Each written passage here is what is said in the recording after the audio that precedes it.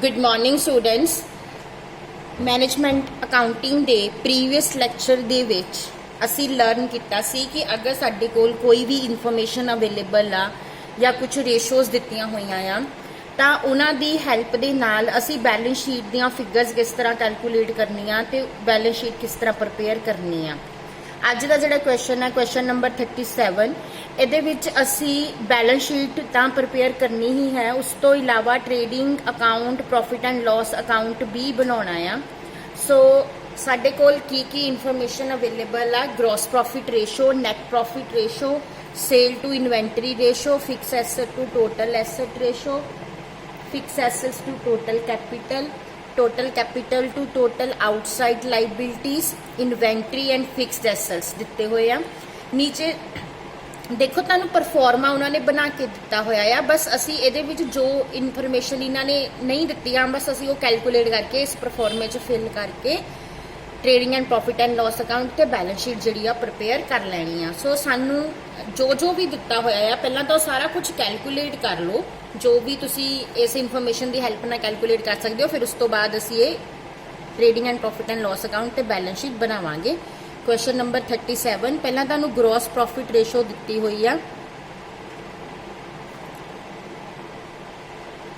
20% the and gross profit ratio दे लई सानू cell चाहिए तां ही निकल सकता ग्रॉस प्रॉफिट, बट सानू सेल डायरैक्टली तो नहीं दिती, बट सानू इन्वेंटरी दिती हुई है 3 लाख की ते सेल टू इन्वेंटरी रेशो दिती हुई है 6। सो आप ये फॉर्मूला यूज करांगे सेल टू इन्वेंटरी रेशो का, ये है 6। सो फॉर्मूला की आएगा sale divide by inventory. Sale सानू असी कैलकुलेट कर लैनी आ, इन्वेंटरी कितनी दिती हुई है 3 लाख की, आंसर कितना 6। सो तुसी हुण सेल दी फिगर कैलकुलेट कर लो, 3 लाख नू 6 ना मल्टीप्लाई करांगे 18 लाख साडी सेल जिहड़ी आ वो आ जाएगी। हुण साडे कोल सेल है, असी ग्रॉस प्रॉफिट कैलकुलेट कर लैने आ। ग्रॉस प्रॉफिट रेशो कितनी है 20%। सो 18 लाख का 20% 3,60,000 साडा आ गया ग्रॉस प्रॉफिट। हुण असी cost of goods sold calculate कर लैने आ, सेल चों ग्रॉस प्रॉफिट माइनस करके सेल हैगी 18 लाख की, उहदे चों 3,60,000 माइनस कर दो, ये तुहाडा आ जाएगा 14,40,000 कॉस्ट ऑफ गुड्स सोल्ड। सो हुण साडे कोल जिहड़ी हैगी ग्रॉस प्रॉफिट भी आ, सेल भी आ, कॉस्ट ऑफ गुड्स सोल्ड भी आ। एक सानू नैट प्रॉफिट रेशो भी दिती हुई है 15%। नैट प्रॉफिट रेशो का फॉर्मूला लगाओ, net profit divide by net cell,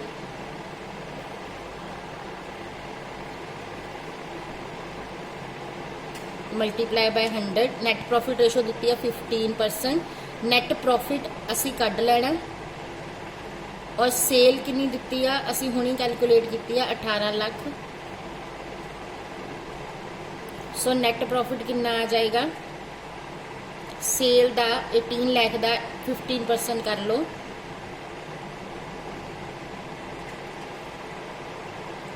ये तुहाडा आ जाएगा 2,70,000। हुण साडे कोल नैट प्रॉफिट भी आ गया। नैक्सट रेशो दी है fixed assets to total asset ratio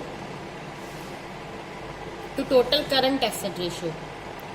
fixed assets divide by total current assets, ये वाला फॉर्मूला लगेगा ये ते। ये कितनी दी हुई है सानू 2/2। इट मीनस ये तुहाडी सेम आ, जिन्ने फिक्स एसेट्स आ उन्ने ही करंट एसेट्स होणगे। फिक्सड एसेट्स सानू क्वेश्चन च दिते हुए आ 20 लाख दे। सो जे फिक्सड एसेट्स 20 लाख दे आ तां तुहाडे करंट एसेट्स भी जिहड़े हैगे आ वो 20 लाख दे ही होणगे।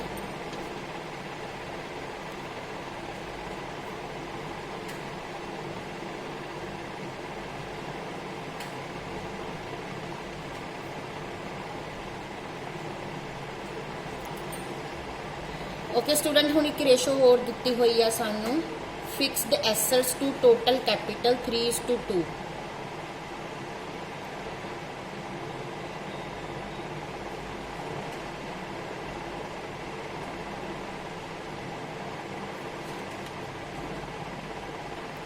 फिक्स एसेट्स 20 लाख दे आ, टोटल कैपिटल कढ लो,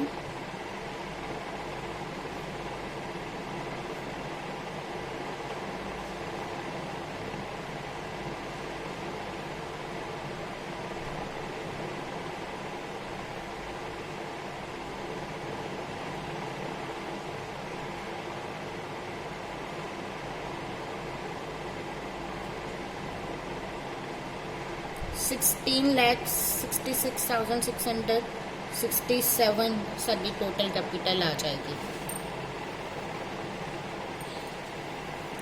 उस तो बाद नैक्सट आपां नूं total capital to total outside liabilities दित्तियां होईयां।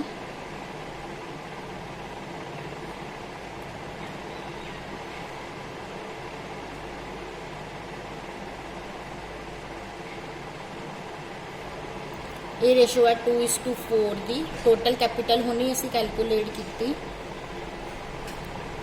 हुण इत्थों साडियां टोटल आउटसाइड लाइबिलिटीज़ आ जाणगियां।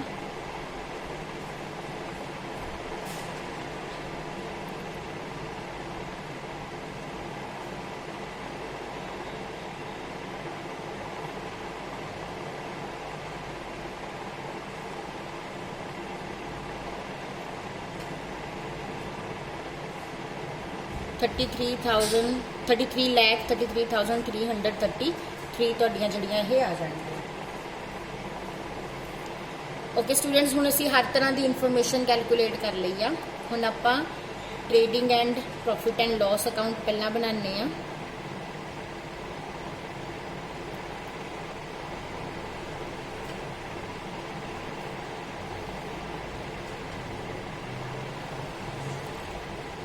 बाय सेल असी कैलकुलेट की सीगी 18 lakh. To cost of sale असी कैलकुलेट की सी 14,40,000।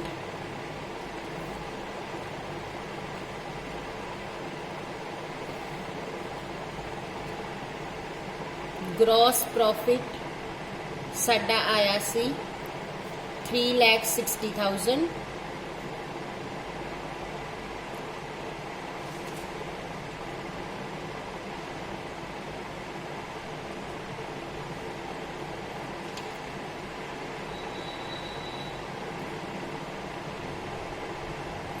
और 2 नैट प्रॉफिट साडा है 2,70,000। हुण स्टूडेंट्स तुसी देखो इस साइड ते फर्क आ, वो साडे हैगे एक्सपेंसिस, वो साडे किन्ने आ जाएंगे 90,000। सो साडा trading and profit and loss account बन गया। हुण बनावांगे बैलेंस शीट।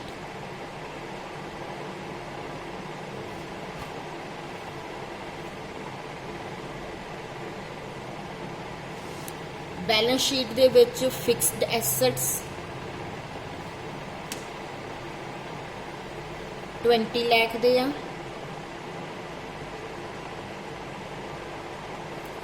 और करंट एसेट्स दा टोटल भी 20 लाख आ। बट ये इन्होंने 2 अगे सब डिवीजन दित्तियां होईयां, stock the and other the. Stock साडा कोल हैगा आ 3 लाख दा। साडे टोटल करंट एसेट्स किन्ने आ 20 लाख दे। इहदा मतलब अदर करंट एसेट्स किन्ने दे हो गए 17 लाख दे। सो टोटल साडा आ गया 40 लाख। हुण इसे तरह लाइबिलिटी साइड ते आ जाओ। लाइबिलिटी साइड ते कैपिटल आ, जिहदे विच नैट प्रॉफिट ऐड होना है, ते टोटल आउटसाइड लाइबिलिटीज़ ने। स्टूडेंट्स ये जिहड़ी असी कैपिटल कैलकुलेट की सी, इनकलूडिड नैट प्रॉफिट सीगी 16,66,667। ਸੋ ਕੈਪੀਟਲ ਬਾਹਰ ਤੁਸੀਂ ਇੰਨੀ ਲਿਖਣੀ ਆ, ਬਟ ਅੰਦਰ ਜਿਹੜੀ ਬੈਲੈਂਸ ਲੈਣਾ ਨਾ ਉਹ ਨੈਟ ਪ੍ਰੋਫਿਟ ਇਹ ਚੋਂ ਮਾਈਨਸ ਕਰਕੇ ਲੈਣਾ। ਨੈਟ ਪ੍ਰੋਫਿਟ ਸਾਡਾ ਸੀ 2,70,000 ਦਾ। ਸੋ ਤੁਸੀਂ ਇਹਨੂੰ ਮਾਈਨਸ ਕਰਕੇ ਦੇਖੋ ਕਿੰਨਾ ਆਂਦਾ। ਇਹ ਸਾਡਾ ਆਏਗਾ 13,96,667। ਔਰ ਜਦੋਂ ਤੁਸੀਂ ਇਹਦੇ ਵਿੱਚ ਐਡ ਕਰਨਾ ਨੈਟ ਪ੍ਰੋਫਿਟ